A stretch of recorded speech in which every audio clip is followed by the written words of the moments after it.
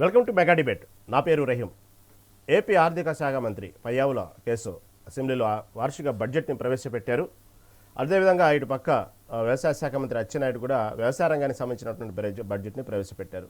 బుర్రగలు చూసుకుంటే ఈ వార్షిక బడ్జెట్ చాలా బాగుందంటూ కూటమి ప్రభుత్వం చెప్తుంటే ఇదంతా అంకెల గారడి, ఇదంతా కూడా అప్పులు, ఆ ఆర్థిక లోటు చాలా క్లారిటీగా అర్థమవుతోంది. కేవలం అంకెల గారెడితో మభ్య పెడుతున్నారంటూ ఇటు పక్క వైసీపీ అంటుంది. సరే, ఎవరి వాదనలో ఎవరిది సరైందో ఈ డిబేట్లో మనం తెలుసుకుందాం. ప్రస్తుతం మనతో పాటు సిద్ధంగా ఉన్నారు బొట్ల రామారావు గారు, వైసీపీ నాయకులు, అదేవిధంగా నళినీదేవి టీడీపీ నాయకురాలు సిద్ధంగా ఉన్నారు. ప్రముఖ రాజకీయ విశ్లేషకులు బండారు రామ్మోహన్ రావు గారు మనతో పాటు ఉన్నారు. ముందుగా రామ్మోహన్ రావు దగ్గరికి వెళ్దాం. రామ్మోహన్ రావు గారు నమస్తే అండి. నమస్కారం రహీం గారు, చెప్పండి. రామ్మోహన్ రావు గారు, ఏపీ అసెంబ్లీలో ఇటు పక్క పయ్యావుల కేసు ఈ వార్షిక బడ్జెట్ని ప్రవేశపెట్టారు. దీని మీద ఇటు పక్క చూస్తే చాలా బాగుంది, ప్రజారంజకంగా ఉంది బడ్జెట్. ఇటు పక్క చూస్తే రైతులకు, ఇటు పక్క విద్యకు, ఇటు పక్క చూస్తే అనేక రంగాలకు, ఆరోగ్యానికి సంబంధించిన రంగాలకు కానివ్వండి ప్రాముఖ్యత ఇచ్చాము, చూడటానికి చాలా బాగుందంటూ కూటమి ప్రభుత్వం చెప్తుంది. ఇటు పక్క వైసీపీ మాత్రం ఆర్థిక లోటు క్లియర్గా అర్థమవుతుంది, ఈ అప్పులు తెస్తున్నారంటూ ఇదంతా అంకెల గారెడ్ అంటూ వైసీపీ అంటుంది. టోటల్గా బడ్జెట్ మీద విశ్లేషణ ఏంటి సార్? రహీం గారు, మీకు అట్లాగే నళిని గారికి, రామారావు గారికి, మెగా న్యూస్ ప్రేక్షకులు నమస్కారం. ఎప్పుడు కూడా బడ్జెట్ అంటే అంకెల గారిడి అంతకంటే కాదు, కేవలం జమా ఖర్చుల లెక్క అంతకంటే కాదు. నా ఉద్దేశం బడ్జెట్ అంటే జీవితాలను ప్రభావితం చేసేది. నళిని గారు గృహిణి ఉన్నారు. జనరల్ గా మనకు ఇంటి బడ్జెట్ ఎట్లాగో రాష్ట్ర బడ్జెట్ అట్లాగే ఉంటాం. ఇంటి బడ్జెట్ లో ఏం చేస్తాం మనం? మన పిల్లల చదువు అంటే నిత్యావసర సరుకులు పోయిన తర్వాత, ఆహార సరుకులు పోయిన తర్వాత మనం ఏమనుకుంటాం? రోటీ కపడా ఆరు మకాన్ అంటాం కదా, ఈ మూడు. దాంతోపాటు మనకు విద్య, పిల్లల విద్య, మనకి ఏమైనా జ్వరం వస్తే అటువంటి ఆరోగ్యం, ఇట్లాంటి ఆలోచన చేస్తాం. సరిగ్గా ఇదే బడ్జెట్ లో కూడా ప్రతిబింబిస్తుంది. ఎందుకంటే రాష్ట్రం కానీ, దేశం కానీ, పంచాయతీ నుంచి మొదలు పార్లమెంట్ వరకు బడ్జెట్లు అంటే ఇట్లాగే. జమా ఖర్చుల లెక్కలు మాత్రం అనుకోవడానికి వీల్లేదు. ప్రజల జీవితాన్ని ప్రభావితం చేసేది ఏ సంవత్సరమే. కనుక అట్లా చూసుకుంటే ప్రభుత్వాలు ఎప్పుడైనా, ఏ ప్రభుత్వం అయినా, ఇవాళ టీడీపీ అధికారం ఉంది, కూటమి, అంతకుముందు వైసీపీ ఉంది, అంతకుముందు వాళ్ళు కూటమి ఉంది. ఎవరైనా సరే, అది బీజేపీ కావచ్చు, వైసీపీ కావచ్చు, టీడీపీ కావచ్చు, ఇంకేదైనా కావచ్చు, ఏ పార్టీ అయినా ఆ ప్రభుత్వంలో ఉన్నప్పుడు మరి అద్భుతమైన బడ్జెట్ అని వాళ్ళు డబ్బా కొట్టుకుంటుంటారు. ఇటు పక్క ఎంత బాగాలేకుంటే ఓ రకం బాగున్నా కూడా ప్రతిపక్షం అంకెల గారెడని వీళ్ళు విమర్శిస్తుంటారు. అందుకని వాళ్ళ వర్షన్స్ అట్లాగే ఉంటాయి. పాత్రలు మారుతుంటాయి, పాత్రధారులు మారుతుంటారు. అంత తేడా. మళ్ళాంటి వాళ్ళు విమర్శించేది ఏంటంటే, నా ఉద్దేశం ఏంటంటే, ఇది ఒక రకంగా చెప్పాలంటే ఇది ఎన్నికల బడ్జెట్ అయితే కాదు. ఇప్పుడు ఇది మూడో బడ్జెట్. మొదటిసారి 2024-25 బడ్జెట్ లో 24 మొదట్లో తాత్కాలిక బడ్జెట్ వైసీపీ సమర్పించింది. దాన్ని సవరించి పెద్దగా మార్పులు చేర్పులు ఉండవు. ఎందుకంటే కొత్తగా కూటమి ప్రభుత్వం జూన్లో వచ్చింది కనుక వాళ్ళు జూలైలో బడ్జెట్ ఆమోదించుకునే క్రమంలో దాన్ని శాశ్వత బడ్జెట్ గా మార్చారు. ఆ సంవత్సరానికి తాత్కాలిక బడ్జెట్ ని కనుక ఆ సంవత్సరానికి మార్చుకున్నారు. దానిలో పెద్దగా మార్పులు ఏం లేవంటున్నాను. కానీ 25-26 బడ్జెట్ పూర్తిగా రాష్ట్ర ప్రభుత్వం, కూటమి ప్రభుత్వం ఏర్పాటు చేసిన బడ్జెట్. ఇప్పుడు 26-27 రెండో బడ్జెట్ అన్నాడు. మూడో బడ్జెట్ పేరుకే కానీ ఆ మొదటి బడ్జెట్ లో పాత వాసనలు ఖచ్చితంగా ఉంటాయి. దాన్ని ఎవరు ఏం చేయలేరు కదా. పార్టీలు మారినంత మాత్రాన ప్రభుత్వాలు శాశ్వతం కదా, ప్రభుత్వాలు నడిపిస్తుంటారు. ఇక ఈ బడ్జెట్ లో రెండు వ్యవసాయ శాఖ బడ్జెట్ ను వేరుగా మొదటి నుంచి ఆంధ్రప్రదేశ్ ఏర్పడ్డప్పటి నుంచి మనకు సాధారణ బడ్జెట్ చేర్చుకుంటూ వ్యవసాయ శాఖ బడ్జెట్ ను కూడా అచ్చెన్నాయుడు గారు ప్రకటించారు. వ్యవసాయ శాఖ మంత్రి. ఇటు పయ్యావుల కేశవ్ గారు ఇది ప్రకటించారు. ఈ రెండిట్లో నాకు తెలిసింది ఏంటంటే, అసలు కంటే కొసరు ఎక్కువ అన్నట్టు సంక్షేమ పథకాలకు ఎక్కువ భాగం పోతున్నది చూస్తున్నాం. అభివృద్ధి పథకాలకు వెలుగొండకు 93 కోట్లు కేటాయించడానికి, 234 కోట్లు హోదాను కేటాయించడానికి ఇబ్బంది పడ్డ మనమే చాలా వరకు సంక్షేమ పథకాలకు ఎక్కువ పోతుంది. అది ఈ ప్రభుత్వం ఇది విమర్శం కాదు, గత ప్రభుత్వంలో కూడా ఇదే జరిగింది. సంక్షేమానికి పెద్దపీట వేశారు, అభివృద్ధికి కొంచెం తక్కువనే అంటున్నాడు. అప్పుడైనా ఇప్పుడైనా అభివృద్ధి అంటే మౌలిక వసతుల కల్పన నుంచి మొదలుకొని సాగునీటి ప్రాజెక్టులు కానీ ఇవన్నీ జరగాల్సిందే. అయితే అభివృద్ధి కేటాయించిన దానిలో ముఖ్యంగా విద్యుత్ రంగానికితో పాటు 6,000 కోట్ల రూపాయలు అమరావతి నిర్మాణాన్ని కేటాయించడం, అట్లాగే పోర్టుల అభివృద్ధి కూడా కొంత కేటాయించడం ఆశాజనకం అంటున్నారు. నిజంగా మీడియాని చూసుకుంటే దాదాపు 20, 40, 50 వేల కోట్ల రూపాయలు పెద్దగా అన్ని సంక్షేమానికే ఉంటాయి. చూస్తున్నాం కదా. డొక్కా సీతమ్మ ఆహార పథకం నుంచి మొదలు పెడితే అన్న క్యాంటీన్లు కానీ, అంతకుముందు పైకి వస్తే మనకు సంక్షేమ పథకాలు, పెన్షన్లు కానీ ఇవన్నీ చూస్తే 2,000 నుంచి 4,000 చేసిన తర్వాత, 3,000 నుంచి 4,000 చేసిన తర్వాత ఒక రకంగా చెప్పని పెన్షన్ల భారం కూడా పెరిగింది కదా. అంటే ఎట్లా వస్తుంది అని అప్పుడు ఆనాడు అడిగినప్పుడు మనకు కూటమి ప్రభుత్వం ఏమన్నదంటే, ప్రభుత్వం రాకముందు సంపద సృష్టిస్తాం, పంచుతామనేది. నాకైతే తెలిసి బడ్జెట్ లో పెద్ద పెరుగుదల కనపడలేదు. ఈ 3 ఏళ్ళు 2 ఏళ్ళు ఆల్మోస్ట్ ఆల్ 20 నెలలు దాటింది ప్రభుత్వం వచ్చి. పెద్దగా పన్నుల వాటా తగ్గింది కానీ పెరగలేదు అనుకున్నాను ఒకటి. రెండోది ఏంటంటే కేంద్ర ప్రభుత్వం నుంచి సహాయం ఒకటే ఒక దానికి వస్తుంది, అది పోలవరానికే. దానిలో మన బడ్జెట్ పెద్దగా అవసరం లేదు. వాళ్ళు ఇచ్చిన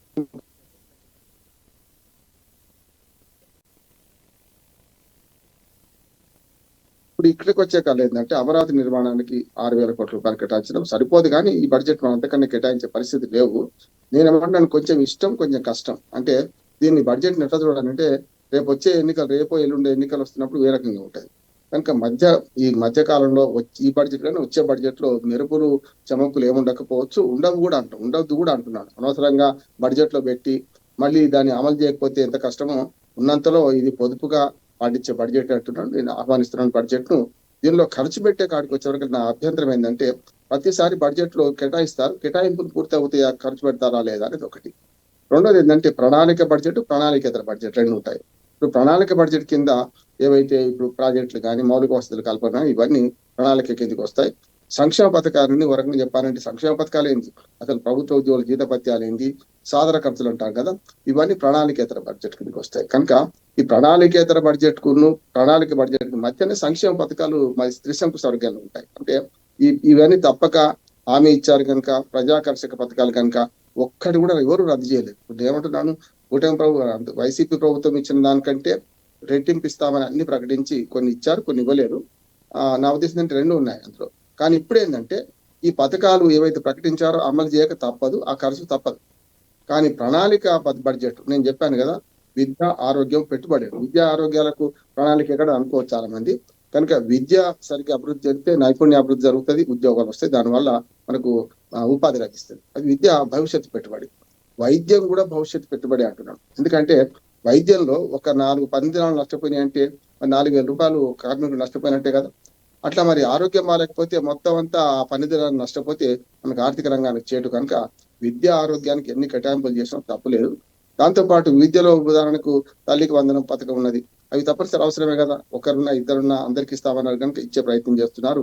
ఈ ఓవరాల్ గా చూస్తే నేనేమంటానంటే ఇది అద్భుతమైన బడ్జెట్ కాదు, అధ్వానమైంది అంతకంటే కాదు. రెండు సగటు బడ్జెట్ అంటున్నాను. ఈ సగటు బడ్జెట్ ని ఆహ్వానిస్తున్నాను. ఇది మంచి వచ్చేట్టు. ఇంతకంటే మనం పిండి కొద్ది రొట్టె రహీం కాదు. ఇంత ఈ పిండి ఇదేమున్నది, రొట్టె ఇదే చేయాలి, అంతకని ఏం చేస్తాం.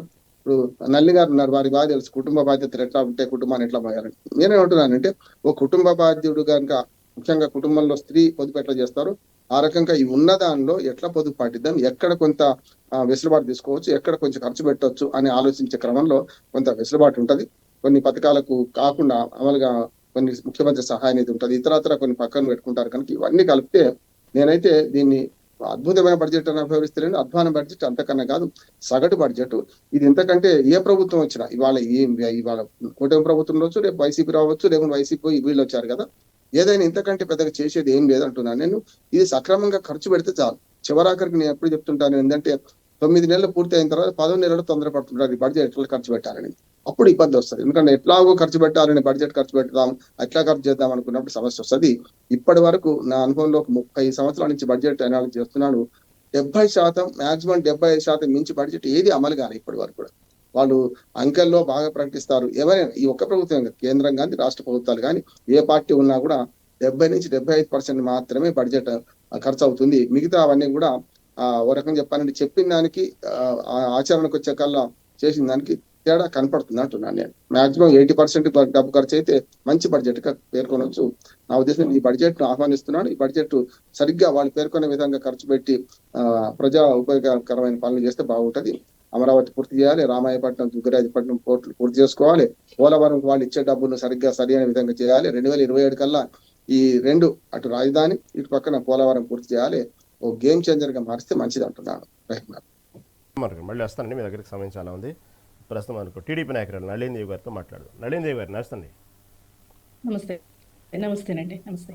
బండారు రామారావు చెప్పినట్టు కూటమి కుటుంబ బాధల్లో ఈ బడ్జెట్ని ఎలా అడ్జస్ట్ చేశారు, రాష్ట్ర ఆర్థిక పరిస్థితులు చూస్తే అంతంత మాత్రంగానే ఉన్నాయి. మళ్ళీ ఈ బడ్జెట్ని ఏ విధంగా మీరు ఒక పక్క బాగుందంటున్నారు, జనరంజకంగా ఉందంటున్నారు, ఇటు పక్క రైతులకు, ఇటు పక్క విద్యకి, వాటి పక్క ఆరోగ్యానికి బాగా మేము దానికి సంబంధించిన సముచిత న్యాయం చేశామంటున్నారు. దాన్ని మాత్రం వైసీపీ కొట్టిపారేస్తోంది. ఎలా సమర్థించుకుంటున్నారు ఈ బడ్జెట్ని మీరు?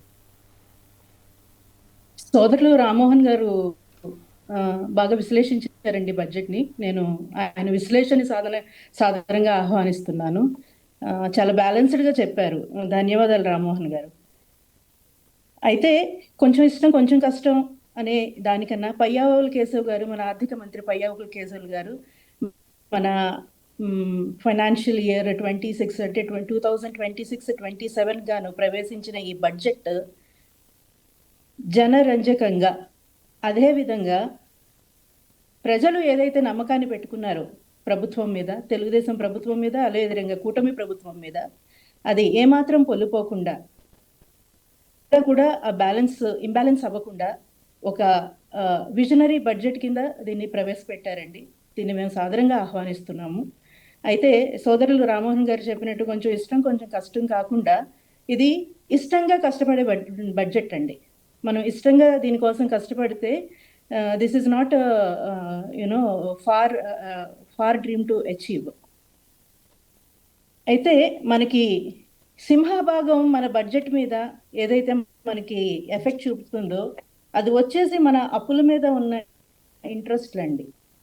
ఈ అప్పుల మీద ఇంట్రెస్ట్లు ఏవైతే మనకు ఉన్నాయో దీన్ని డెఫినెట్గా తెలుగుదేశం ప్రభుత్వం ఆల్రెడీ డిస్కషన్స్లో భాగంగా 9%కి దాన్ని తగ్గించే విధంగా ఆల్రెడీ డిస్కషన్స్ జరిపి నెగోషియేట్ చేసి దాన్ని 9%కి తగ్గించే విధంగా కొంతవరకు జరిగినాయి కూడా. ఆ జరిగిన నెగోసియేషన్స్లో మనం ఇప్పటి వరకు ఆదా చేసింది 327 కోట్లండి. అయితే ఫర్దర్ నెగోషియేషన్స్ ఈ సంవత్సరంలో ఫర్దర్ నెగోషియేషన్స్ మనం ఏదైతే సింహభాగం మనం బడ్జెట్లో మనం ఇంట్రెస్ట్ పే చేస్తున్నామో మన అప్పుల మీద, అది దాదాపు 1658 కోట్లు ఉండవచ్చని అంచనా. అయితే ఇది మనకి డెఫినెట్గా డైరెక్ట్గా మన రెవెన్యూ డెఫిసిట్లో చూపిస్తుందండి. మన రెవెన్యూ డెఫిసిట్ ఏదైతే ఉందో ఇది డైరెక్ట్గా మనకి రెవెన్యూ డెఫిసిట్లో మనకి డెఫినెట్గా ఇది పాజిటివ్ అవుతుంది.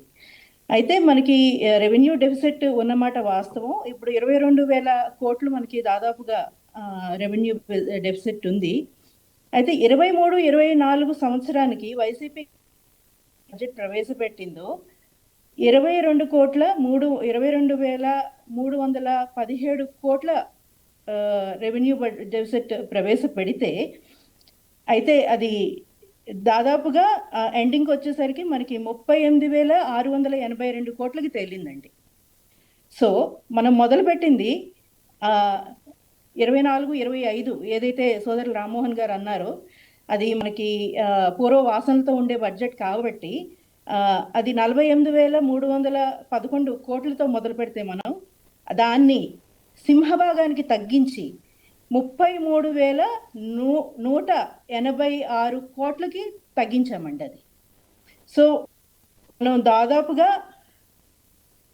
ఇక్కడి నుంచి మనం మళ్ళీ 11,000 కోట్లు మళ్ళీ ఈ సంవత్సరానికి రెవెన్యూ డెఫిసిట్ మనం తగ్గించాము.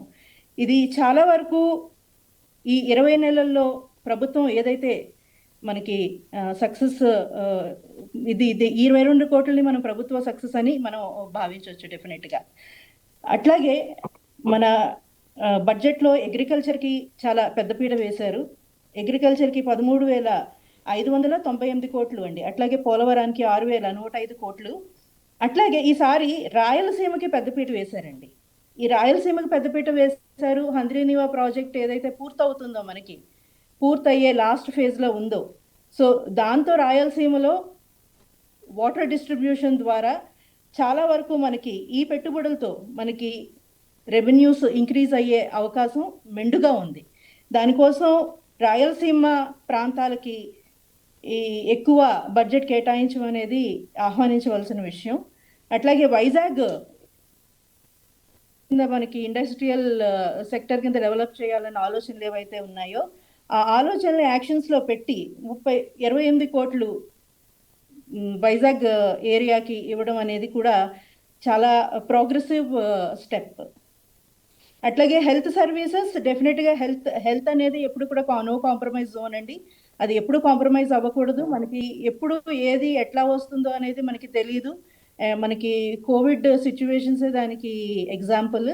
సో మనం హెల్త్ సెక్టర్ ఎప్పుడు రెడీగా ఉండాలి, రెడీనెస్తో ఉండాలి అనే దానికి ప్రామాణికంగా ఈ హెల్త్ సర్వీసెస్కి 4,000 కోట్లు ఇవ్వడం జరిగింది. ఇది చాలా visionary thing to take. Sir, ఓవరాల్గా బడ్జెట్ చాలా ప్రోగ్రెసివ్ బడ్జెట్ అనే చెప్పాలండి. డెఫిసిట్ ఏదైతే ఉందో ఈ రెవెన్యూ డెఫిసిట్ తగ్గించడానికి డెఫినెట్గా ఇంట్రెస్ట్ రేట్స్ అనేవి దోహదపడతాయి. అట్లాగే సబ్సిడీస్ అనేవి మనం ప్రభుత్వంలో లేకపోతే ప్రభుత్వ కార్యకలాపాల్లో తీయలేని విషయం. We cannot minus them from governance. కాబట్టి సబ్సిడీస్ దో రెవెన్యూ డెఫిసిట్ని ఎఫెక్ట్ చేస్తున్నా కూడా వాటిని కంటిన్యూ చేయాల్సిన పరిస్థితి. కాకపోతే సేవింగ్స్ అనేవి చాలా ఇంపార్టెంట్ అండి. ఈ సేవింగ్స్ అనేది cutting down of the unnecessary ఎక్స్పెండిచర్ని కటింగ్ డౌన్ చేయడంలో, తర్వాత ఎకనామిక్ గ్రోత్ బూస్ట్ చేయడంలో మన ఇన్వెస్ట్మెంట్స్ ప్రధాన పాత్ర వహిస్తాయి. సో ఓవరాల్గా this budget is an welcoming budget and a progressive budget sir. Right Nalini గారు, మళ్ళీ వస్తానండి, మీ దగ్గర చాలా సమయం ఉంది. Okay, thank you. రామారావు గారు వైసీపీ నాయకులు. నమస్తే అండి రామారావు గారు.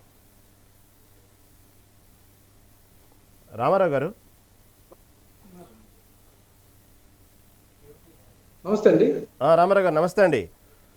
ఈరోజు వార్షిక బడ్జెట్ ఏసీపీ అసెంబ్లీలో ప్రవేశపెట్టిన విషయం మీకు తెలిసిందే. దాని మీద ఇప్పటికే వైసీపీ దానికి సంబంధించిన విమర్శలు అప్పటికే సంధించింది. దానికి సంబంధించినటువంటి ఏదైతే మొత్తం అప్పులపయం, దాంతోపాటు ఆర్థిక లోటు బాగా ఉంది, కేవలం అంకెల గారిడితోనే ఎంత మాయ చేస్తుందంటూ వైసీపీ పార్టీ చెప్తా ఉంది. ఇటుపక్క కూటమి ప్రభుత్వం అయితే దీన్ని చాలా జనరంజగా ఉంది, సమర్థించుకుంటా ఉంది. ఇంతకు అసలు ఓవరాల్గా మీకు ఏమనిపించింది? ఎందుకు ఈ బడ్జెట్, దీని మీద మీ అభిప్రాయం ఏంటి? బడ్జెట్ ఎందుకు మీకు సాటిస్ఫై లేదంటే ఎందుకంటారు, ఏమంటారు? ఇక్కడ ఒక అంశం అండి, ఇంకా బడ్జెట్ లో ఎక్కడా కూడా వాస్తవ పరిస్థితి అయితే వాళ్ళు ఎక్కడా కూడా చూపించలేదండి. సూపర్ 6 పథకాల్లో సగం పథకాలకి నిధులు కేటాయింపే జరగలేదు. ఖర్చు చేయడం అట్లా ఉంటుంది, ఖర్చు ఎలాగా చేయలేదు అందరికి తెలిసినటువంటి అంశమే. ఇక్కడ ఈ ప్రభుత్వం నిరుద్యోగ వృత్తి కోసం కానీ, ఆడబిడ్డ నిధికి కానీ, ఇట్లాంటి ఏదైతే చెప్పినటువంటి హామీలకు ఎక్కడా కూడా రూపాయి కూడా కేటాయించని దుస్థితి ఉందండి. అట్లాగే దుర్లభం ఏంటంటే ఇల్లు ఇప్పుడు కూడా బడ్జెట్ బాగున్నా బాగలేకపోయినా చప్పట్లు కొట్టుకోవడం అలవాటు. బాగుంటే కొడితే పర్వాలేదు, కానీ బాగలేకుండా కూడా కేంద్ర బడ్జెట్ పోయిన దఫా చూసాం మనం. రాష్ట్రానికి ఏమాత్రం కేటాయింపులు చేయకపోయినా ముఖ్యమంత్రి గారు అభినందనలు తెలిపినటువంటి సందర్భం మనం మీడియా పూర్వకంగా చూసాం కదండి. ఇక్కడ తెలుగుదేశం పార్టీ ఏదైతే చేస్తున్నటువంటి విధ్వంసం చూస్తామంటే ఈ రాష్ట్రంలో రైతులకు సంబంధించినటువంటి అంశంలో ఎక్కడా కూడా సహాయం లేదు, కనీసం మద్దతు ధర లేదు. వాళ్ళకి ఇవ్వాల్సినటువంటి ఇన్పుట్ సబ్సిడీ కానీ ఏమి రిలీజ్ చేయలేదు. అట్లాగే క్రాప్ ఇన్సూరెన్స్ ని పంపిపెట్టారు. ఈ యొక్క బడ్జెట్ కేటాయింపులు కూడా సరిగ్గా జరగనటువంటి అంశం మనం గమనిస్తున్నాం. ప్రజల నెత్తిన నడ్డి విరిచేటటువంటి పన్నులు ఉన్నాయి, కానీ ఇక్కడ బడ్జెట్ అంటే పారదర్శకంగా ఉండాలి. రాబడి అట్లాగే ఖర్చు అనేది దానికి సరైనటువంటి ఆధారాలు విశ్లేషణ చేయాల్సినటువంటి ఆవశ్యకత ఉంటుంది. దాన్ని తప్పుదారి పట్టించారు. అందుకే మా మాజీ ఆర్థిక శాఖ మంత్రి బుగ్గన రాజేంద్రనాథ్ గారు ప్రెస్ మీట్ లో తెలిపినటువంటి అంశాలన్నీ కూడా 100% 100% వాస్తవాలు. ఈ యొక్క ప్రభుత్వం ఎప్పుడైనా సరే కళ్ళు తెరచాలి. ఖచ్చితంగా యొక్క బడ్జెట్ కేటాయింపుల్లో జరిగినటువంటి అవకతవకలు లేదా యొక్క కేటాయింపుల్లో జరిగినటువంటి నిర్లిప్తతను సరి చేసుకుంటాం, లేకపోతే క్షమాపణ ప్రజలకు చెప్పాల్సినటువంటి ఆవశ్యకత ఏర్పడింది. ఖచ్చితంగా ఈ బడ్జెట్ వల్ల ప్రజలకు వనగూరింది ఏమి లేకుండా కష్టాలు తీసుకొచ్చేటువంటి పరిస్థితి ఉంది.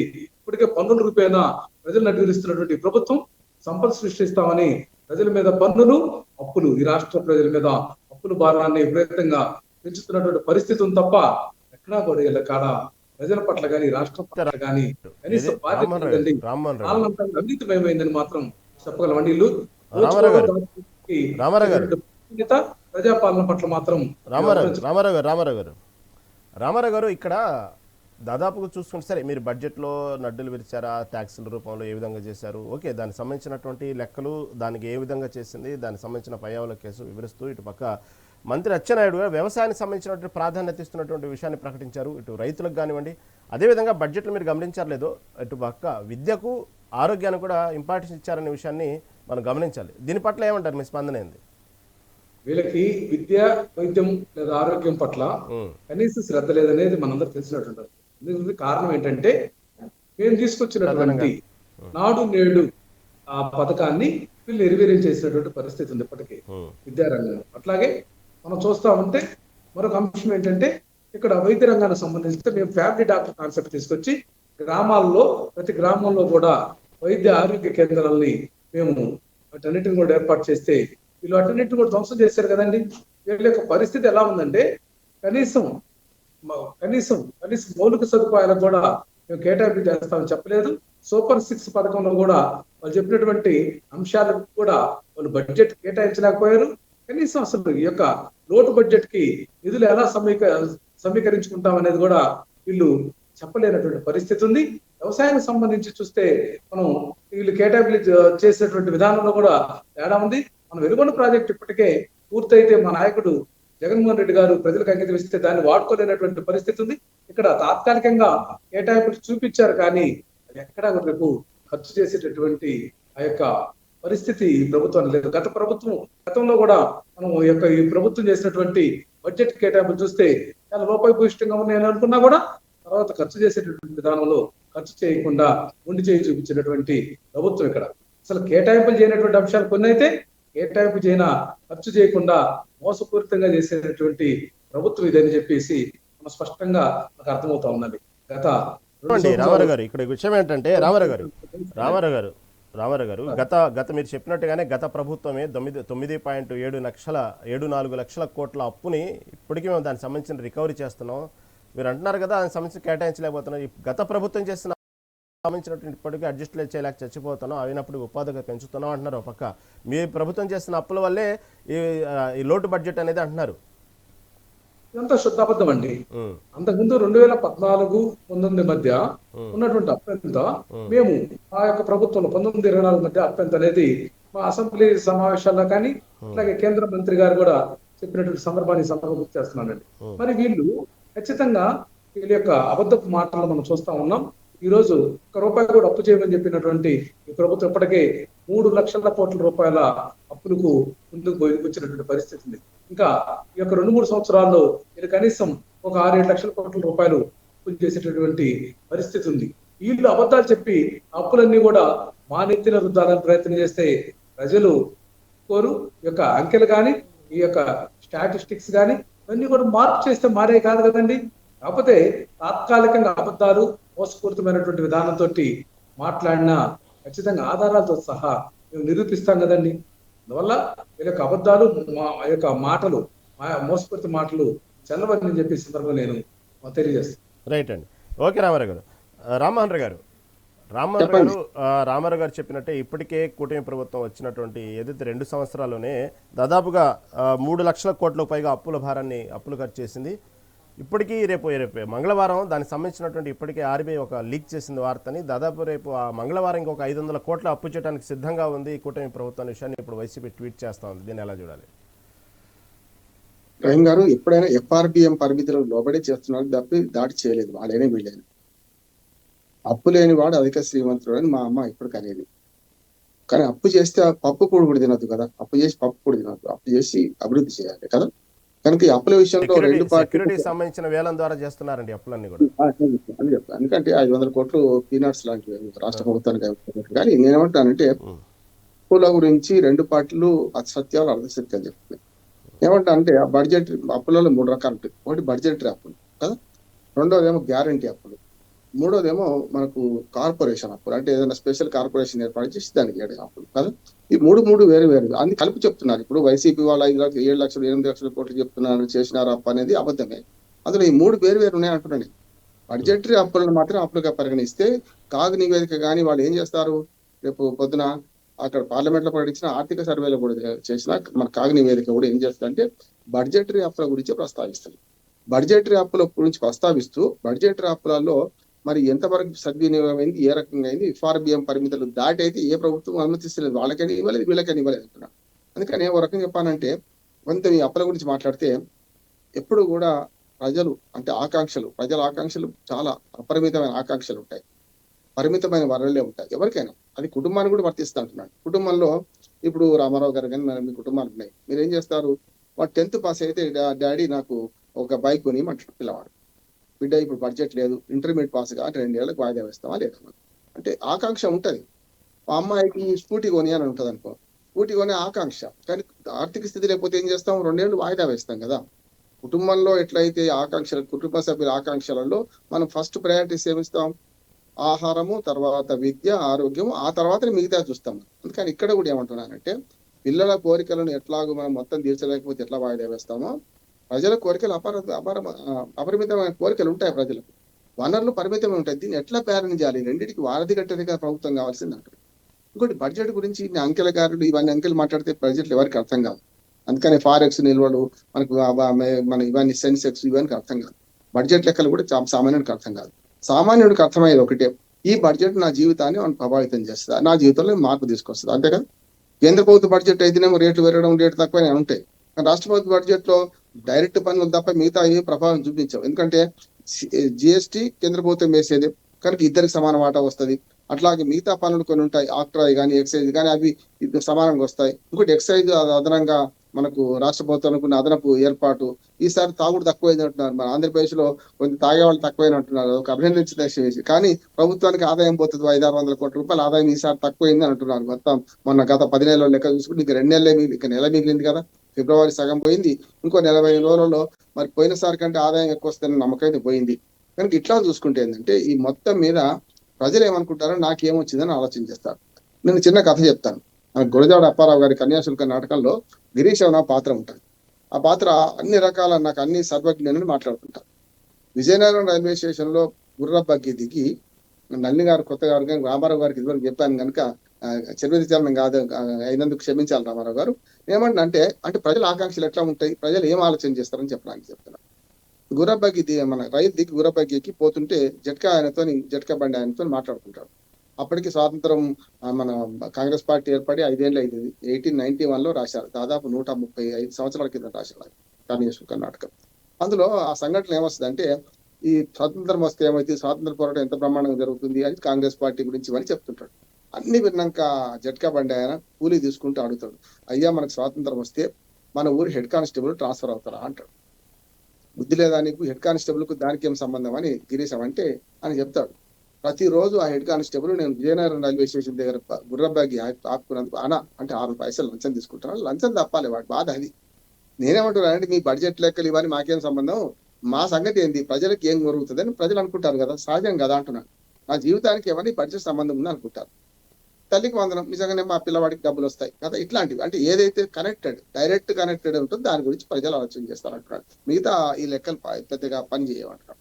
కానీ ఏమైందంటే సంక్షేమ పాలు ఎక్కువయ్యి అభివృద్ధి పాలు తక్కువైంది అనుకోండి, అప్పుడు ఏమైంది అంటే ఇన్బ్యాలెన్స్ అవుతుంది అంటున్నాడు.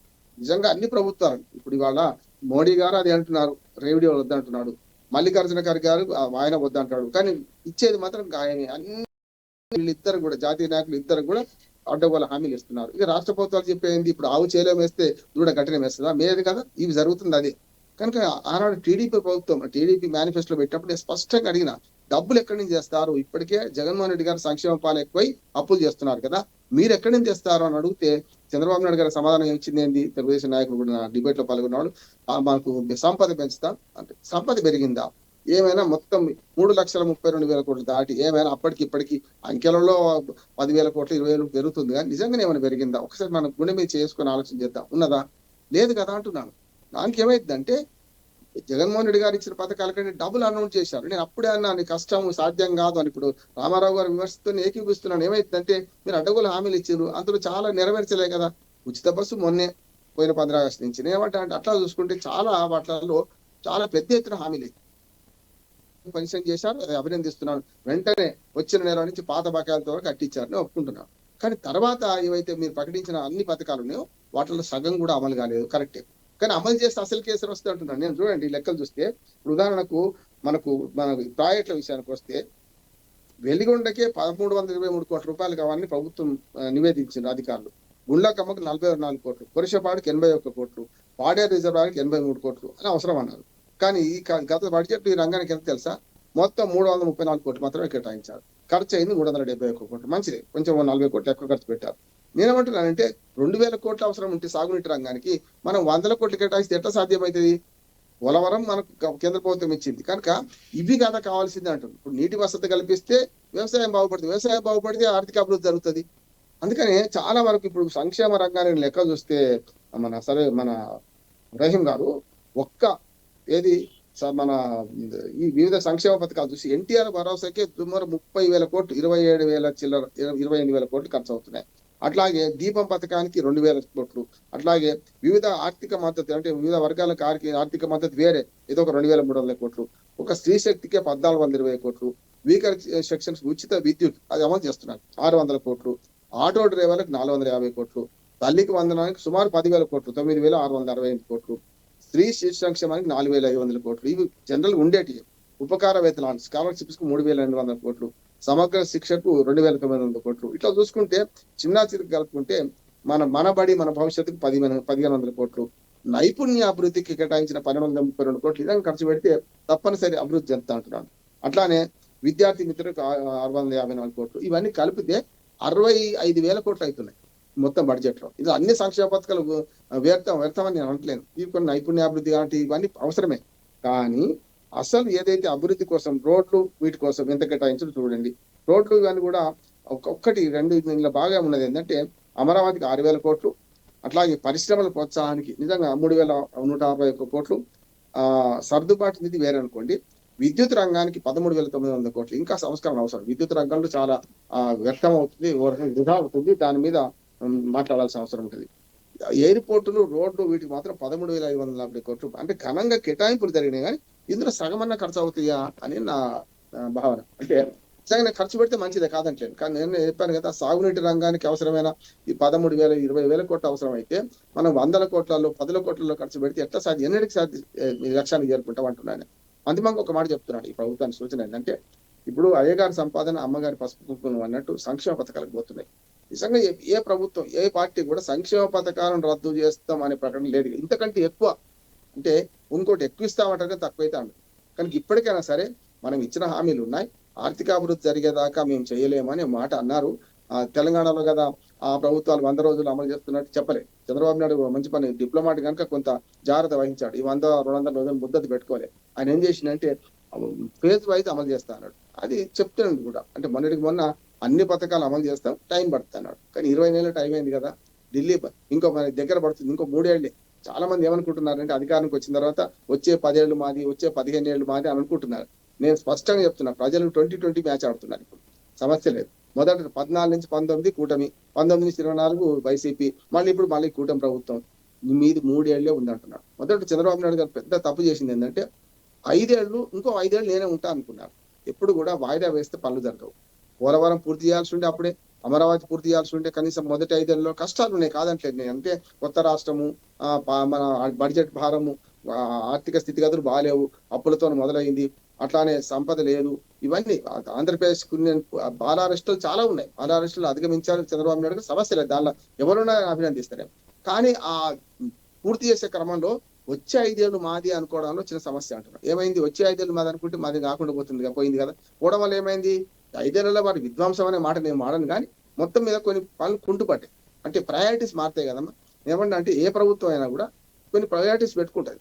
వచ్చే కొత్త ప్రభుత్వం రాగానే ఏం చేస్తుంది, పాతదాన్ని అనేది తీసేయద్దు. నేమంటే మడత చుట్టాల్సిన అవసరం లేదంటున్నాడు. కొన్ని ఏం చేస్తున్నాయి ఈ ప్రభుత్వాలు, పార్టీలు ఏం చేస్తున్నాయి అంటే, తాము వచ్చినాక రెడ్డి వచ్చే మొదలాడు. అంటే పాపం ఏమనుకోవద్దు, ఆయన రెడ్డి అయింది కనుక నేను అంటలేను కనుక సామెత చెప్తున్నాను. రెడ్డి వచ్చే మొదలాడు అన్నట్టు కొత్త ప్రభుత్వం రాగానే మళ్ళీ ప్రయారిటీస్ మార్చింది అనుకోండి, అప్పుడు ఏమైతుంది, మళ్ళీ మొదటికి వస్తుంది అంటున్నాను.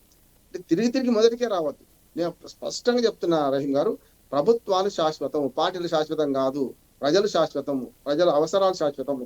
ఇది గమనిస్తే మేము వచ్చినాక ఈ మొత్తం అంతా సాప చుట్టేస్తాం, పాతదాన్ని తీసేస్తాం, కొత్తగా మొదలు పెడతామంటే బాగాలేదంటున్నాను. అందుకని ఇప్పుడు ఏమైతుందంటే ప్రతిదీ మొదలు పెడుతున్నారు, కోసే వెళ్ళడం లేదంటున్నాడు. ఇప్పుడు ఏమైంది, మళ్ళీ మొదలుకు వచ్చినాం కదా. మళ్ళీ అమరావతి నిర్మాణానికి మళ్ళీ ఏం చేద్దామని ఆలోచన చేయాల్సి వచ్చింది. పోర్టుల నిర్మాణానికి ఏం చేయాలి, కొంత ఖర్చు పెట్టింది. పోర్టుల నిర్మాణం కూడా ఏం వైసీపీ చేయలేదంటలేదు. కొన్ని పథకాలు వైసీపీ మంచిగా ఉన్నప్పుడు అభినందించాను. రామారావు గారు బాగా తెలుసు. నేను ల్యాండ్ టైటిలింగ్ యాక్ట్ బ్రహ్మాండమైంది చెప్పాను. వాళ్ళు విమర్శించినా నేను గట్టిగా నిలబడ్డాను రామారావు గారితో ఏకీభవించినప్పుడు. అట్లానే కొన్ని పథకాలు వైసీపీ కూడా మంచిగా కాదంటలేదు. వాటిని మనం బ్యాలెన్స్ చేసుకోవాలంటున్నాను. సమస్య కూడా వస్తుందంటే మాలాంటి విశ్లేషకుల పేరు మీద వచ్చి ఏదైనా పార్టీకి అంటగావుతులు చూసి దాంతో సమస్య వస్తుంది నాకు చాలా సార్లు కూడా. నేనేమంటున్నాను అంటే మంచిని మంచి, చెడ్డ అందాం. అంశాల వారి మద్దతు, అంశాల వారి వ్యతిరేకత చేద్దాం అంటున్నాం. అన్ని అంశాలు చెడ్డగా, వైసీపీ పాలనలో కూడా కొన్ని మంచి అంశాలు ఉన్నాయి, వాటిని గమనిద్దాము, దాన్ని కంటిన్యూ చేయాలంటున్నాను. ఒక్క ఉదాహరణ చెప్పి ముగిస్తాను రహీం గారు. ఉదాహరణకు రాజశేఖర రెడ్డి గారు ప్రవేశపెట్టిన ఆరోగ్యశ్రీ కానీ, వాళ్ళకి స్కాలర్షిప్లు అంటే విద్యా స్కాలర్షిప్లు కానీ ఈ రెండునే విద్యా ఆరోగ్యాల భూతం ఇచ్చేది కదా. తెలంగాణ విడిపోయిన తర్వాత, తెలంగాణ ఆంధ్రప్రదేశ్ విడిపోయిన తర్వాత కేసీఆర్ గారు 1-10 చెప్పారు. పాలకుడు ఎవరైనా సమస్య కాదు, పాలకుడు ఏ పార్టీ అన్న సమస్య కాదు, ఈ రెండింటిని అమలు చేస్తా అన్నారు. తెలంగాణ మంచిదా కాదంటారా?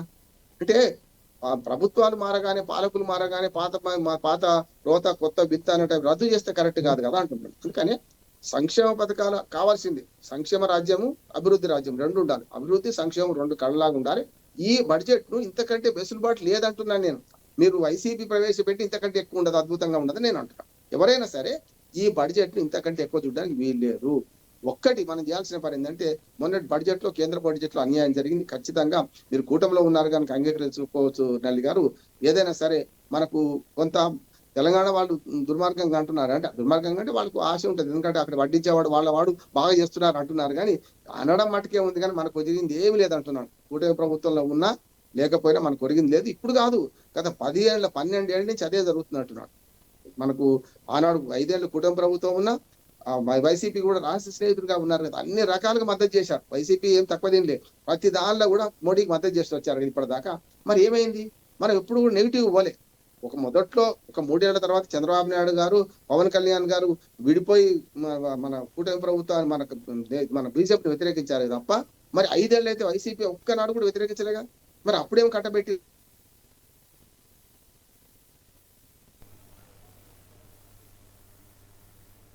ఓకే ఓకే ఓకే రామ్మోహన్ గారు. నళిని గారు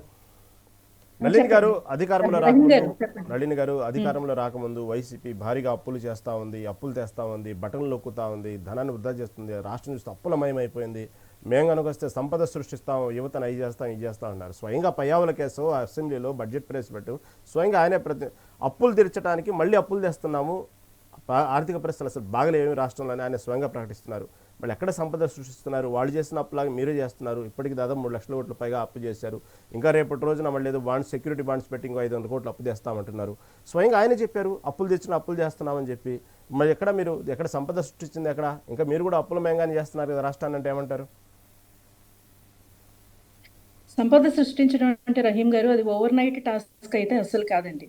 వైసీపీ ప్రభుత్వం అధపాతాళానికి రాష్ట్రాన్ని తొక్కేసిన తర్వాత వాళ్ళు వైసీపీ వాళ్ళు చెప్పినట్టు 30 ఏళ్ళే ఉండరు. అవకాశం ఉంది ఎవరికైనా 5 ఏళ్లే. ఎవరికైనా 5 ఏళ్ళే కరెక్ట్ అండి. ఇప్పుడు మన సోదరులు రామ్మోహన్ గారు చెప్పినట్టు 5 ఏళ్ళు అనేదే మనకి ప్రజలు ఇచ్చిన టైం. అది దాన్ని మనం ఇంకా ఎక్స్ట్రా 5 years 10 years అని అనుకొని వర్క్ చేయకూడదు అనేది అది ఇట్ ఈస్ అ ఫ్యాక్ట్ అండి. కాకపోతే మరి మనం 0 నుంచి మొదలు పెట్టినప్పుడు సంపద సృష్టించడానికి ఇన్వెస్ట్మెంట్ చేసి తర్వాత కంపెనీలను తీసుకొచ్చి మీకు ఇన్వెస్టర్స్ అందరూ వెనక్కి వెళ్ళిపోయిన ఒక పరిస్థితిలో అప్పటి నుంచి మొదలుపెట్టి మొత్తం ఇన్వెస్టర్స్ అందరిని తీసుకొచ్చి ఇప్పుడు ప్రణాళికలు వేసి దాన్ని పైప్ లైన్ లో పెట్టి చేయడానికి టైం పడుతుంది కదా sir. It's not a over night task. ఒక కంపెనీ వస్తే దానికి మనం ల్యాండ్ ఇవ్వాలండి. ఆ ల్యాండ్ని వాళ్ళు సమకూర్చుకొని వాళ్ళు కంపెనీ పెట్టి ఆ కంపెనీలో ఎంప్లాయ్మెంట్ క్రియేట్ చేసినప్పుడు కదా మనకి అభివృద్ధి అనేది కనిపించేది. ఇవన్నీ జరగాలి కదా సార్. ఇవన్నీ పైప్ లైన్ లో ఉన్నాయి. పైప్ లైన్ లో ఉన్నది మనం డెఫినెట్ గా సంపద సృష్టించడానికి అనేది it will take time. It is not a over night task అనేది నేను డెఫినెట్ గా చెప్తున్నానండి. కాబట్టి ప్రతిదీ అదే పదంలో వెళ్తుంది రాష్ట్ర ప్రభుత్వం. ఎక్కడ కూడా దాన్ని కుంటు పడనివ్వకుండా అదే టాస్క్ లో వెళ్తోందండి. డెఫినెట్ గా సంపద సృష్టిస్తాం. అయితే ఈ రెవెన్యూ ఎక్స్పెండిచర్ మనకి డెఫిసిట్ అంతా వచ్చి కనిపించేది మనకి అంతా అప్పుల ఇంట్రెస్ట్ వల్లే మనకి రెవెన్యూ డెఫిసిట్ ఎక్కువైందండి. ఈ అప్పుల ఇంట్రెస్ట్ ని ఎప్పుడైతే తగ్గించాలి అని మనం అనుకుంటున్నామో దాన్ని నేను యాజ్ మీకు ఇందాక చెప్పినట్టు కూడా నేను ఆల్రెడీ నెగోసియేషన్స్ వల్ల మనకి 9% ఇంట్రెస్ట్ రేట్ తగ్గి ఆల్రెడీ మనం 327 కోట్లు కూటమి ప్రభుత్వం సేవ్ చేసింది. దీన్ని 1658 కోట్లకి ఇంకా సేవ్ చేయాలనేది నెక్స్ట్ 1 year లో జరుగుతుందండి. ఇప్పుడు ఈ సేవింగ్స్ అంతా ఇన్కమే కదా సార్. అభివృద్ధి ఇప్పుడు దాన్ని సృష్టించడమే కదా సంపదని. Savings is nothing but creating wealth కదా. రైట్, కంటిన్యూ అండి. బొట్ల రామారావు గారు వదిలేసి హీ లెఫ్ట్ ద మీటింగ్ అండి. అదర్వైజ్ కొన్ని క్వశ్చన్స్ అడుగుదాం అనుకున్నాను నేను. ఆయన జాయిన్ అయ్యారా సార్? మళ్ళీ జాయిన్ అయ్యారా సార్? జాయిన్ అయ్యారు. సార్ మరి మీరు 23-24 అండి, మీరు బడ్జెట్ 22,317 కోట్లతో మొదలు పెట్టారు సార్. కానీ అది ముగించింది మాత్రం 38,682 కోట్లు. అంటే ఇంప్రాక్టికల్ బడ్జెట్ ని అనౌన్స్ చేసి ఆ రెవెన్యూ డెఫిసిట్ ని తక్కువ చూపించి ఎక్కువలో మీరు ఎక్కువలో ఎండ్ చేయడం మంచిదంటారా, లేకపోతే మొదటే ఒక ప్రాక్టికల్ ఫిగర్ ని మనం ఇంప్లిమెంట్ చేయడం బెటర్ అంటారా? సార్ ఇది ట్రాన్స్పరెంట్ బడ్జెట్ అండి, ఇది ముసుగులో గుద్దులాట బడ్జెట్ కాదు. ఇప్పుడు మీరు సంక్షేమం గురించి మాట్లాడడం అనేది ఏదో దెయ్యాలు వేదాలు వల్లించినట్టుగా ఉంటుంది సార్. సంక్షేమం అనేది వైసీపీ ప్రభుత్వాన్ని అర్థం ఏంటో నాకు తెలియదు సార్. కానీ మీరు అన్నా క్యాంటీన్లు బంద్ చేసినప్పుడే మీ సంక్షేమం ఏంటో అర్థమైపోయిందండి. అది ముద్ద రోజు కూలి వాళ్ళకి, లేకపోతే గవర్నమెంట్ హాస్పిటల్లో పేషెంట్లకి, కూలి వాళ్ళకి ఈ రోజుకి నేను 10 రూపాయలు లేకపోతే 15 రూపాయలు నేను పొట్ట నింపుకోను లేను అనే ప్రతి వాళ్ళకి అన్న క్యాంటీన్ ఉపయోగపడిందండి. ధనవంతులు ఎవరు వెళ్ళి అన్న క్యాంటీన్ లో భోంచేయలేదు, ఏ రోజు కూడా భోంచేయలేదు, ఈ రోజు కూడా భోంచేయరు. ఎందుకంటే అది ఈ రోజు నా కూటికి నాకు గతి లేదు, నేను పొట్ట నింపుకోలేను అనే వాళ్ళ అన్న క్యాంటీన్లు కూడా మీరు ముగించేశారు సార్. సంక్షేమం గురించి కొంచెం మనం తక్కువ మాట్లాడుకుంటే బెటర్ అండి. అట్లాగే ఇప్పుడు ఇందాక మన రామ్మోహన్ గారు చెప్పినట్టు ఇప్పుడు తాగుడు వ్యసనానికి బానిసైన వాళ్ళ సంఖ్య తగ్గింది ఆంధ్రప్రదేశ్ లో. ఎందుకంటే కల్తీ సరుకులు లేవు ఎక్కడ, చీప్ లిక్కర్ లేదు ఎక్కడ. చీప్ లిక్కర్ లేనప్పుడు తాగేవాళ్ళు ఎవరు ఉంటారు సార్? సో సంక్షేమం గురించి మనం ఎంత తక్కువగా మాట్లాడుకుంటే అంత మంచిది. మనం బడ్జెట్ స్టిక్ అయి మాట్లాడుకుంటే మనం కొంతవరకు ప్రోగ్రెసివ్ గా మన టాక్స్ వెళ్ళవచ్చు అనేది నా ఉద్దేశం అండి. రామారావు గారు, 2019-2024 మధ్యలో చూస్తే ఈ విద్యావ్యవస్థకు సంబంధించిన మాట్లాడుకుంటే ఓకే, ఉద్దేశం మంచిదే, మీ ప్రభుత్వం గతంలో ఆ టైంలో ఉద్దేశం మంచిదే, కాకపోతే సరైనటువంటి ప్రణాళిక లేకుండా సిబిఎస్ఈ ప్రవేశపెట్టడం వల్ల అనేక మంది విద్యార్థులు సరిగా పాస్ కాలేకపోయారు. దానికి సంబంధించినటువంటి ప్రవేశపెట్టడం వరకే ఆర్భాటంగా ప్రవేశపెట్టారు, కానీ ప్రణాళిక, దానికి సంబంధించిన స్టాఫ్, దానికి సంబంధించిన ఉన్నారా లేదా, దానికి ఫాలో అవ్వగలుగుతారా, పిల్లల స్టామినా తెలియకుండా కేవలం ఆ సిబిఎస్ఈ ప్రభుత్వ స్కూళ్ళలో ప్రవేశపెట్టామని చెప్పుకోవడానికే మీరు ఒక ప్రణాళిక లేకుండా తప్పు చేశారు. కాబట్టి దాదాపు 1000 స్కూళ్ళ వరకు, అంతే 1000 స్కూళ్ళ వరకు ఈ విధానాన్ని ప్రవేశపెట్టడం వల్ల అనేక మంది కనీసం టోఫిల్ ఎగ్జామ్ కూడా ఫెయిల్ అయిపోయారు అనేటువంటి విషయాన్ని ఈరోజు పయ్యావుల కేసు చెప్పండి. దీన్ని ఎలా సమర్థించుకుంటారు? ఇక్కడ ఒక అంశం అండి గమనించాల్సింది ఏంటంటే, ఇక్కడ మానవ వనరుల శాఖ మంత్రిగా ఉన్నటువంటి లోకేష్ కు విద్యా వ్యవస్థ పట్ల సరైనటువంటి అవగాహన లేదనేది మనం గతంలో 2-3 దఫాలు చూసామండి. విద్యా వ్యవస్థకు సంబంధించి 10th క్లాస్ మార్కుల వాల్యుయేషన్ లో ఏదైతే చెకింగ్ వ్యవస్థ, చెక్కర్స్ ఉంటారు, ఆ వ్యవస్థను తీసేసినందువల్ల అక్కడ ఎక్కువ ప్రతిభావంతులైనటువంటి విద్యార్థులు కూడా వాళ్ళు ఫెయిల్ అయితే వాళ్ళు పాపం ఆవేదనతో మళ్ళా రీవాల్యుయేషన్ లో మళ్ళీ వాళ్ళు కొంతమంది పాస్ అయ్యారు, కొంతమంది రీవాల్యుయేషన్ చేయించుకోలేనటువంటి పరిస్థితి కూడా ఉంటుంది. ఇట్లా విద్యా వ్యవస్థను సర్వనాశనం చేసింది. ఈ రోజు టోఫెల్, సిబిఎస్ఈ, ఐబీలను రద్దు చేస్తూ ఈ ప్రభుత్వం సాక్షాత్తు ఆర్థిక శాఖ మంత్రి పయ్యావుల కేశవ్ గారు చెప్పించారే, ఇది చాలా దుర్మార్గం. నువ్వు చెప్తే విద్యాశాఖ మంత్రిగా ఉన్నటువంటి లోకేష్ గారు చెప్పాలి, కానీ ఇది ఇక్కడ తప్పించుకు తిరగడం తప్పితే మరొకటి కాదు కదండి.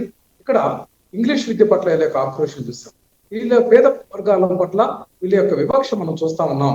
పేద ప్రజలు ఏదైతే ఇంగ్లీష్ విద్య తోటి అంతర్జాతీయ ప్రమాణాలతోటి గనక వివిధ జాతీయ స్థాయి, అంతర్జాతీయ స్థాయి సంస్థలు గనక ఉద్యోగాలు పొందితే వీళ్ళకు ఉండేటటువంటి అక్కసు ఏంటంటే వీళ్ళ మనువాద సిద్ధాంతం, లేకపోతే వీళ్ళ యొక్క పిడివాదం ఉంది.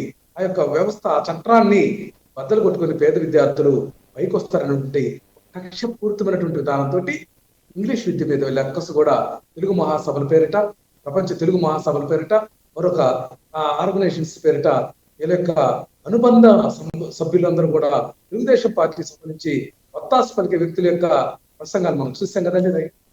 ఇది చాలా దుర్మార్గం నేను చెప్తా ఉన్నా.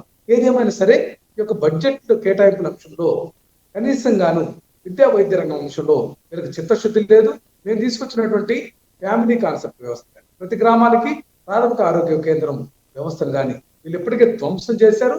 అట్లాగే రైతులకు సంబంధించి కూడా రైతు భరోసా కేంద్రాల వ్యవస్థ తీసుకొస్తే అక్కడ రైతులకు ఎరువులు, అట్లాగే విత్తనాలు సరఫరా చేయడం కానీ, భూసార పరీక్షా కేంద్రాలు ఏర్పాటు చేయడం కానీ, అట్లాగే అమ్మకం కొనుగోలు అంశంలో కూడా సహాయకారిగా ఉన్నటువంటి వ్యవస్థను ధ్వంసం చేశారు.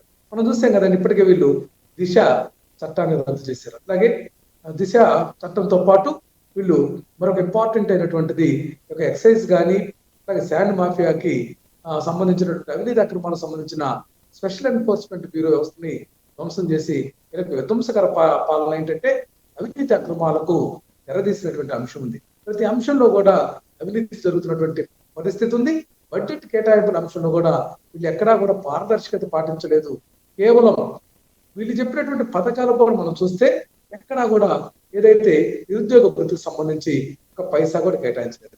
ఆడబిడ్డ నిధికి సంబంధించి వీళ్ళు చెప్పినటువంటి హామీకి మూడో సంవత్సరం బడ్జెట్ కూడా ఎందుకు కేటాయించలేదని నేను ఈ సందర్భంగా ప్రశ్నిస్తున్నా. 50 ఏళ్ళకి పెన్షన్ ఇస్తామని చెప్పినటువంటి వీళ్ళు ఎక్కడా కూడా ఆ ప్రస్తావన కానీ ఆ కేటాయింపులు కానీ చేయలేదు. అసలు పెన్షన్దారులందరూ కూడా నడ్డి విరుస్తూ లక్షలాది వికలాంగుల పెన్షన్లు అట్లాగే ఎన్ఓఏపీలను లక్షలాది పెన్షన్లు తొలగిస్తున్నటువంటి పరిస్థితి ఉంది. కొత్తగా పెన్షన్ ఇచ్చేటటువంటి పరిస్థితి ప్రభుత్వానికి లేనటువంటి పరిస్థితి ఉందండి. ఇలా మోసపూరితమైనటువంటి విధానాలు చూస్తే ప్రతి ఒక్క అంశంలో కూడా చెప్పేది ఒకటి చేసేది ఒకటి. కేటాయింపులు కొన్నిటికైతే డైరెక్ట్ గా చేయలేదు, కొన్నిటికి చేసిన వీళ్ళు ఖర్చు చేయనటువంటి విధానం ఉందని ఈ సందర్భంగా స్పష్టంగా చెప్తున్నా. ఖచ్చితంగా మళ్ళీ మేడం గారికి అర్థం చేసుకోవాలి. కేంద్ర బడ్జెట్ గతంలో చూస్తే ఈ రాష్ట్రానికి ఏమి లేకపోయినా ఈయన ప్రధాని మోడీ గారికి కేంద్ర ప్రభుత్వానికి అభినందనలు తెలిపినటువంటి గత చరిత్ర చూస్తే వీళ్ళకి విధానం అర్థమవుతుంది. అంటే వీళ్ళు ప్రజలకు ఏం మేలు చేయకపోయినా వీళ్ళు ఫంక్షన్ చేస్తారు. చూసాం కదండి, సూపర్ 6 సూపర్ హిట్ అని చెప్పేసి లంకా బజాయించారు. ఇది మంచి ప్రభుత్వం అని ఫ్లెక్సీలతోటి అసలు హడలెత్తించారు. P4 అని చెప్పి హడలెత్తించారు. ఏది ఎక్కడ వీళ్ళ యొక్క అంశం చూస్తే ఎక్కడా కూడా పాలన కానీ సౌలభ్యంగా ఎక్కడ చేయలేదు. సంక్షేమం గురించి మా నాయకుడు జగన్మోహన్ రెడ్డి గారిని వీళ్ళు ఇంత సంక్షేమ పథకాలు చేస్తే రాష్ట్రం యొక్క ఆర్థిక స్థితి ఇబ్బందికరం అని చెప్పి మాట్లాడినటువంటి వీళ్ళు ఈరోజు మేము సంక్షేమం చేయలేదని మళ్ళా 2 నాలుగు ధోరణి ఏంటంటే నల్లి గారు మీరు అర్థం చేసుకోండి. ఇంకా అర్థం చేసుకోవాల్సినటువంటి పరిస్థితి ఉంది. ఆ ప్రభుత్వం యొక్క విధానాలని మీరు ఏ రోజు అందుకోలేరని మాత్రం మా ప్రభుత్వం యొక్క పురోగతిని మీరు అందుకోలేకపోతున్నారని మాత్రం ఖచ్చితంగా చెప్పగలను.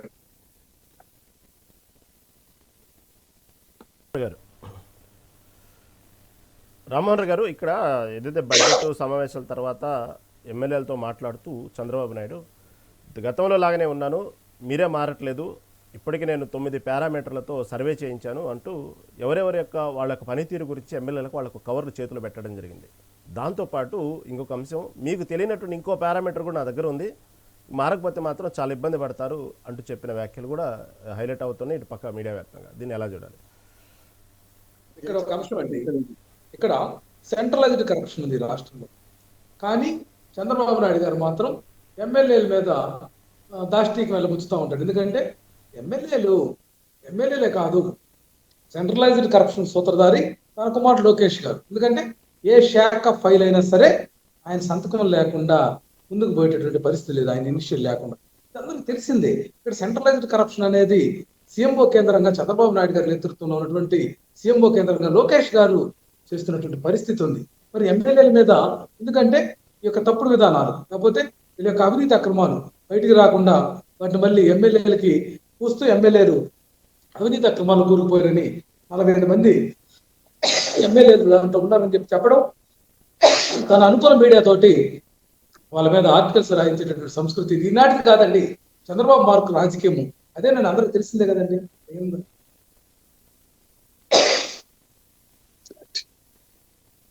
రైట్, ఓకేనండి. ఓకే రామారావు గారు, మళ్ళీ మీ దగ్గర సార్. రామ్మోహన్ రావు గారు దానికి సంబంధించినట్టు ఏదైతే 9 పారామీటర్లో సర్వే చేయించిన విషయం చెప్తూనే ఇంకొక పారామీటర్ ఉంది, అవసరమైనప్పుడు బయట పెడతాను, అది నా దగ్గరే ఉంచుకుంటాను అంటూ చేసిన వ్యాఖ్యలు. దాంతోపాటు కొందరు పనితీరును ప్రశంసిస్తూ కొందరు పనితీరు ఎవరెవరి పనితీరు వాళ్ళకి సంబంధించినటువంటి సీల్డ్ కవర్ చేతిలో పెట్టిన తర్వాత చూసుకోండి ఒకసారి, నేను మాత్రం గతంలాగా ఉన్నాను, మీరు మారకపోతే మాత్రం పరిస్థితులు బాగోని చెప్పిన విషయం చూస్తే దీన్ని ఏ విధంగా చూడాలి?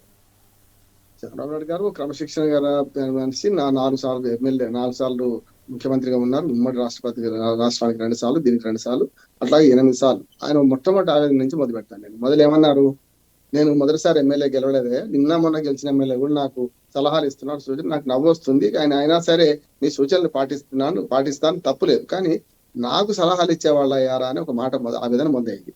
ఆ తర్వాత ఇప్పటికి చూస్తుంటే ఇప్పటికి 7-8 సార్లు హెచ్చరించారు వారు, లేస్తే మనిషిని కాదన్నట్టు. చివరికి ఏమవుతుందంటే కొలికపూడి కేసు అట్లాగే ఉంది, కొలిక్కి రావడం లేదు చూస్తున్నాం మనం. అట్లానే ఇప్పుడు అనంతపురం రూరల్ ఎమ్మెల్యే ఏమైందో చూస్తున్నాం మనం. అంటే అన్ని ఒక తెలుగుదేశం పార్టీలో లేదు, జనసేనలోనేమో మనకు వారి భాగవతం చూసినాం మనం. అట్లాగే నిన్నగాక మొన్న కమ్మదనం గురించి మాట్లాడిన బీజేపీ ఎమ్మెల్యేని చూసినాం. నేను పేర్లు చెప్పాను కానీ చెప్తున్నా, ఇవన్నీ ఉన్నాయి కనుక కొంచెం లుకలుకలు ఉన్నాయి కాదంటలేదు. దీన్ని బాగు చేసే క్రమంలో ఇన్నిసార్లు హెచ్చరికలు చేసిన తర్వాత కూడా ఎందుకు వింటలేరు వీళ్ళు? వారి ఆత్మపరిశీలన చేసుకోవాలి. వాళ్ళ ఎమ్మెల్యేలు వాళ్ళ క్రమశిక్షణ ఎటు పెట్టుకుంటారో వాళ్ళు చూడాల్సిందే. కానీ ప్రజలది కదా, ఇప్పుడు ఎవరెవరి ప్రైవేట్ బతుకు వారి సొంతం. ఓకే రామారావు గారు, సమయం చాలా తక్కువ ఉంది.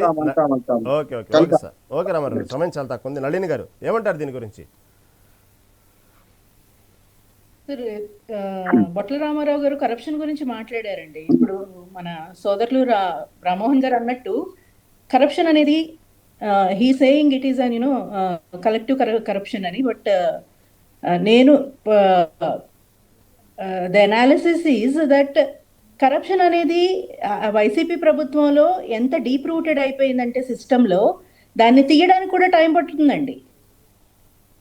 దాన్ని తీయడానికి కూడా టైం పడద్ది. అంతేగాని సడన్ గా లోకేష్ బాబు గారు, చంద్రబాబు నాయుడు గారు వచ్చేసి కరప్షన్ ని సెంట్రలైజ్ చేసేసారు. కరప్షన్ ని సెంట్రలైజ్ చేయడం అనేది అసలు వైసీపీకి పెట్టని కోట. I mean it is their vibe అండి.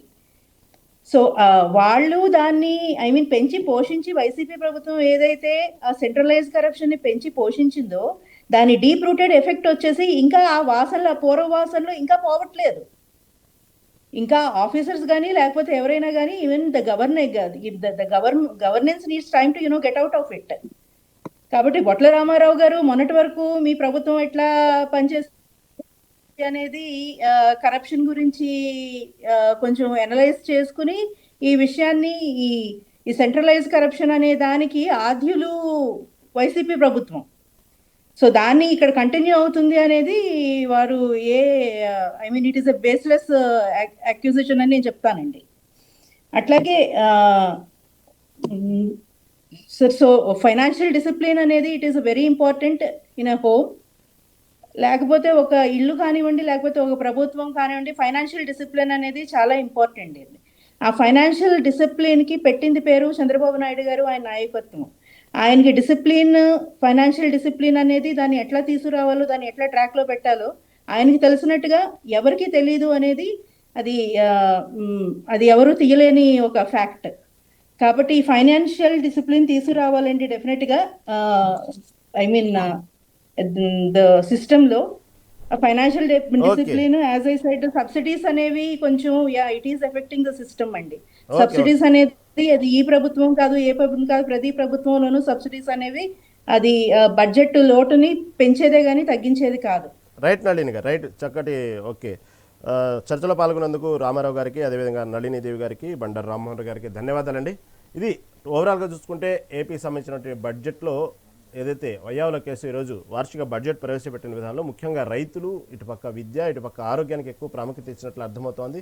మరి దీని కూటమి ప్రభుత్వం అయితే జనరంజకంగా, ఆశాజనకంగా ఉంది. ఇప్పుడు బడ్జెట్ అంటూ ఇప్పటికే కూటమి ప్రభుత్వం, ఇటుపక్క జనసేన కానివ్వండి, బీజేపీ చెప్తా ఉంటే, ఇటు వైసీపీ మాత్రం ఇది ఓన్లీ అప్పుల కుప్పగా ఉంది, ఇది మా అంకెల గ్యారెంటీ చేశారు, ఇప్పటికే అప్పులు తీసుకొస్తున్న రాష్ట్రాలు ఇంకా అప్పులు చేయబోతున్నారు, ఈ బడ్జెట్ అంతా కూడా అంతకేం బాగాలేదు అన్నట్టు వైసీపీ ప్రచారం చేస్తోంది. ఇది నాటి మెగా డిబేట్. చూస్తూనే ఉండండి మెగా టీవీ.